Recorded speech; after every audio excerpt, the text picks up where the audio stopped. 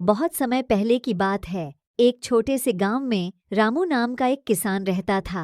रामू बहुत मेहनती और ईमानदार व्यक्ति था।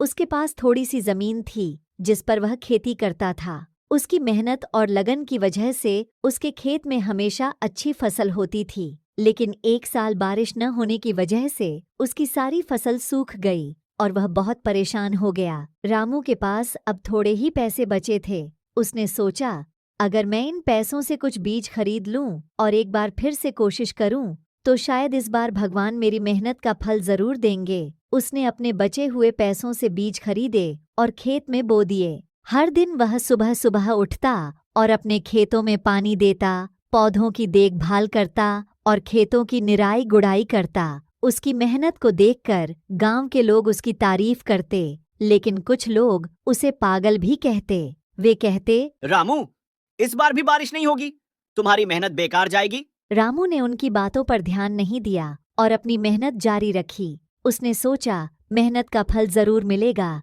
चाहे कितनी भी मुश्किलें क्यों न आएं। दिन बीतते गए और रामू ने कभी हार नहीं मानी। वह दिन रात अपने खेतों में लगा रहता। एक दिन आसमान में काले बादल छा गए और जोरदार बारिश शुरू हो गई।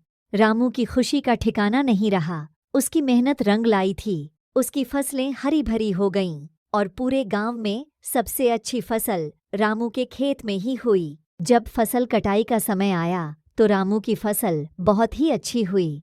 उसने अपनी फसल बाजार में बेची और उसे अच्छा खासा मुनाफा हुआ। अब रामू के पास पैसे भी थे और सम्मान भी। गांव के लोग जो पहले उसकी मेहनत पर शक करते थे, अब उसकी तारीफ कर रहे थे। उन्होंने रामू से कहा, तुमने हमें सिखाया कि सच्ची मेहनत और लगन से कुछ भी हासिल किया जा सकता है। रामू ने मुस्कुराते हुए कहा, हमेशा मेहनत करते रहना चाहिए और कभी हार नहीं माननी चाहिए। भगवान हमारी मेहनत का फल जरूर देते हैं।